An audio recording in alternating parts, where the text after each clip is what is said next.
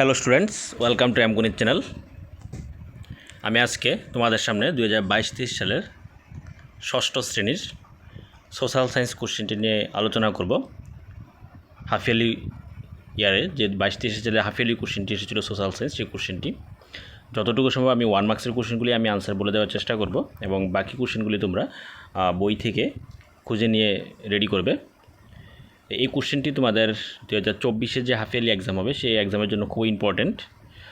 তোমরা এখান থেকে অনেকটা কোশ্চেন কমন পেতে পারো এবং কোশ্চেন প্যাটার্নটা কীরকম হবে সেটা সম্বন্ধে তোমাদের একটা ধারণা হবে। তো যদি এই ধরনের ভিডিওগুলি ভালো লাগে অবশ্যই চ্যানেলটিকে সাবস্ক্রাইব করে পাশে থাকবে এবং বেশি বেশি করে লাইক এবং শেয়ার করে দেবে। তো চলো শুরু করতে যাচ্ছি। আমাদের প্রথম কোশ্চেন, টোটাল হাফ ইয়ারলিতে 2022 সালে 80 মার্কসের কোশ্চেন হয়েছিল, সময় তোমাদের 3 ঘন্টা। এর মধ্যে প্রথমেই আমাদের যে কোশ্চেনটি এসেছিলো এটি একটি প্যাসেজ দেওয়া হয়েছে, প্যাসেজ ডি। এখানে প্যাসেজের মধ্যে তোমরা যে কোশ্চেনটি দেওয়া হয়েছে সেই কোশ্চেনের আনসারগুলি প্যাসেজের মধ্যেই পেয়ে যাবে। এখানে বেঙ্গলি ভার্সন এবং ইংলিশ ভার্সন সবার জন্যই দেওয়া হয়েছে। প্রথমেই বেঙ্গলি ভার্সন দেওয়া হয়েছে, পরবর্তীতে ইংলিশ ভার্সন দেওয়া হয়েছে। এই কোশ্চেনটি তোমরা যারা বিদ্যাজ্যোতি স্কুলে আছো, বিদ্যাজ্যোতি স্কুলে তারাও কিন্তু এই কোশ্চেনটি তোমরা ফলো করবে, কারণ টিবিসি বোর্ডের স্ট্যান্ডার্ড 3 থেকে 8 পর্যন্ত স্কুলের যে কোশ্চেনগুলি হয় বিদ্যাজ্যোতি স্কুলের কোশ্চেন সেম কোশ্চেনই হয়। তাই তোমরাও বিদ্যাজ্যোতি স্কুলের স্টুডেন্টরা তোমরাও এই কোশ্চেনটাই ফলো করবে। তাই আমি প্যাসেজটি নিয়ে কিছু বলছি না, তোমরা প্যাসেজটি যেহেতু আনসারগুলি এটার মধ্যেই পেয়ে যাবে, প্যাসেজটি ভালো করে পড়ে নেবে এবং কোশ্চেনগুলি আনসার তোমরা দেখে নেবে প্যাসেজটির মধ্যে থেকে। প্রথম প্যাসেজে টোটাল 10 নাম্বার এসেছে প্রথম প্যাসেজটি থেকে।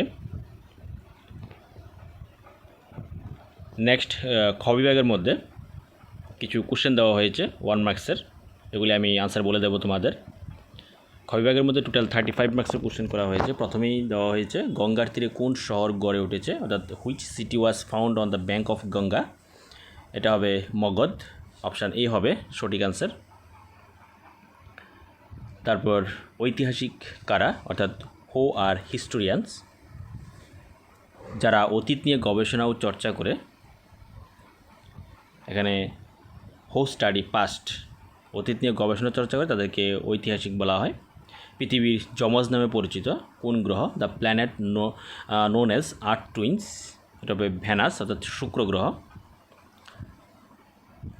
4 নাম্বার ধ্রুবতারা নির্দেশ করে, the pole star indicates the direction to the north হবে অর্থাৎ উত্তর দিক।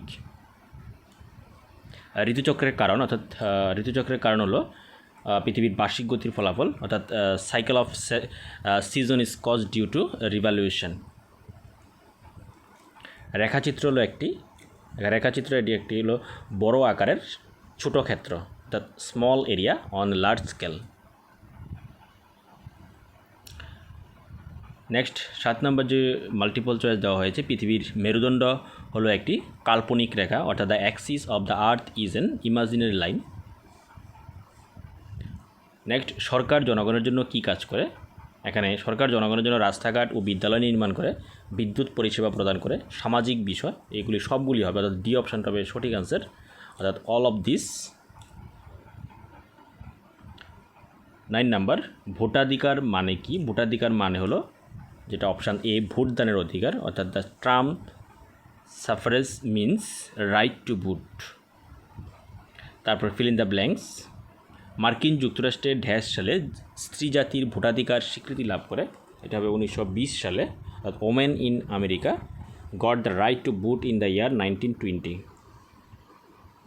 স্বাধীনতার আগে ভারতে স্বল্প সংখ্যক মানুষের ড্যাশ অধিকার ছিল, ভোটদানের অধিকার ছিল স্বাধীনতার আগে।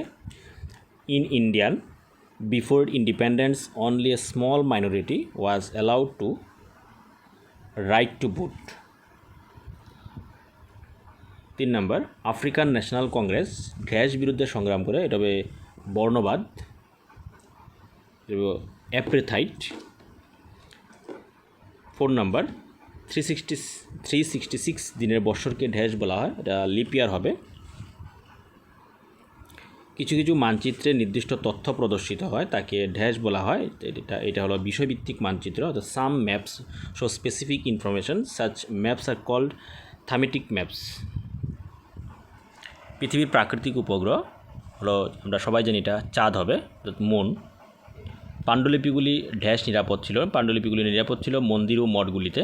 অর্থাৎ manuscript are kept safe in temple and masjid. তারপর ইরাবতী নদীর তীরে অবস্থিত ড্যাশ নগরী Kalibangan dash was situated on the bank of river Iravati, এটা কালীবঙ্গান হবে। টিন এবং তামার মিশ্রণ, the alloy of tin and copper is called bronze, bronze দিয়ে তৈরি টিন এবং তামার মিশ্রণ। তিনের মধ্যে আমাদের 1 মার্কসের কোশ্চেন 60টি দেওয়া হয়েছে। এখানে প্রথমেই কোন গ্রিক শব্দ থেকে গ্রহ শব্দটি এসেছে, from which Greek word is the word planet derived, সেটা এটা প্ল্যানেটই হবে, প্ল্যানেট শব্দ থেকে এসেছে, গ্রিক শব্দ প্ল্যানেট থেকে এসেছে। কোন গ্রহকে নীল গ্রহ বলা হয়, অর্থাৎ which planet is called the blue planet, এটা আর্থ হবে, পৃথিবীকে নীল গ্রহ বলা হয়। কোন তারিখে পৃথিবীর সর্বত্র দিন রাত্রি সমান হয়, অর্থাৎ in which day and night are equal, এটা হবে 21 মার্চ অ্যান্ড 23 সেপ্টেম্বর, অর্থাৎ 21শে মার্চ এবং 23শে সেপ্টেম্বর দিনে পৃথিবীর দিন রাত্রি সমান থাকে। আফ্রিকার জাতীয় কংগ্রেস নেতার নাম, অর্থাৎ mention in the name of leader of African national Congress, এটা হবে নেলসন ম্যান্ডেলা। একটি অশ্বেতকায় শহরের নাম লেখো, সাউথ ওয়েস্টার্ন। সরকার কোন 3টি স্তরে কাজ করে, সরকার কাজ করে local, state and central. Harappa সভ্যতায় কী কী ফসল উৎপাদন করা হয়, হরপ্পা সভ্যতায় যে ফসলগুলো উৎপাদন হয় এগুলো গম এবং বার্লি, অর্থাৎ ওয়েট অ্যান্ড বার্লি। নেক্সট আমাদের 2 মার্কসের কোশ্চেনটি তোমরা বই থেকে বের করে নেওয়ার চেষ্টা করবে, এগুলি তোমরা অনুশীলনীর মধ্যে পেয়ে যাবে। প্রথমেই সৌরজগৎ বলতে কী বোঝায়, what do mean by the solar system. তারপরে why is the earth called unique planet, অর্থাৎ পৃথিবীকে অদ্বিতীয় গ্রহ বলা হয় কেন। What is panchayat raj system, panchayat raj ব্যবস্থা বলতে কী বোঝায়। হরপ্পা সভ্যতার নগরগুলির 2টি অংশের বিবরণ সংক্ষেপে দেওয়ার জন্য বলা হয়েছে। তারপরে তোমরা কিভাবে বলতে পারো যে ঐতিহাসিকগণ এবং প্রত্নতত্ত্ববিদগণ হলেন গোয়েন্দাদের মতো। নেক্সট গ্রুপ সি এর মধ্যে 35 মার্কস। প্রথমেই দেওয়া হয়েছে ট্রু ফলস, 2টা ট্রু ফলস দেওয়া হয়েছে। হরপ্পার বাড়িগুলি অপরিকল্পিতভাবে তৈরি করা হয়েছে, the house Harappa were built in unplanned manner, এটা ট্রু হবে। ভারতে অর্ধেকেরও বেশি হিমমণ্ডল রয়েছে, অর্থাৎ more the half of India lies on frigid zone, এটা ফলস হবে। নেক্সট দেওয়া হয়েছে 3 মার্কসের 6টি কোশ্চেন। অশ্বমেধ যজ্ঞ সম্পর্কে লেখার জন্য বলা হয়েছে সংক্ষেপে। মানুষ কীভাবে এবং কেন পশুপালন শুরু করেছিল এবং ঋগ্বেদ সম্পর্কে একটি টিকা লিখতে বলা হয়েছে। নেক্সট 4 নাম্বার আবর্তন গতি ও পরিক্রমণ গতির মধ্যে পার্থক্য, এগুলি প্রত্যেকটি তোমাদের বইয়ে দেওয়া আছে।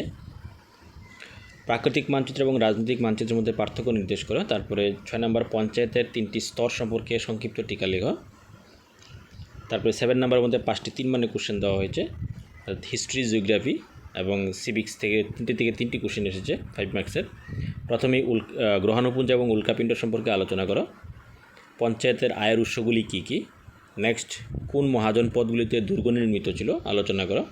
তো এ হলো আমাদের 2022-23 সালে যে হাফ ইয়ারলি এক্সাম হয়েছিল সোশ্যাল সায়েন্স, সেই কোশ্চেনটি তোমাদের সামনে তুলে ধরলাম। তোমরা এই কোশ্চেনটি দেখলে অনেকটাই তোমাদের হেল্প হবে এবং প্রিভিয়াস ইয়ার কোশ্চেনটি দেখে নিলে তোমরা 2024-এ যে হাফ ইয়ারলি এক্সাম দেবে সেটা অনেকটা ধারণা অর্জন করতে পারবে। তো যদি এই ধরনের আরও ভিডিও পেতে চাও অবশ্যই চ্যানেলটিকে সাবস্ক্রাইব করে পাশে থাকবে এবং সাথে বেল আইকনটি ক্লিক করে অন করে রাখবে, পরবর্তী ভিডিও আপলোডের সাথে সাথে তোমাদের কাছে যেন নোটিফিকেশন চলে যায়। Thank you.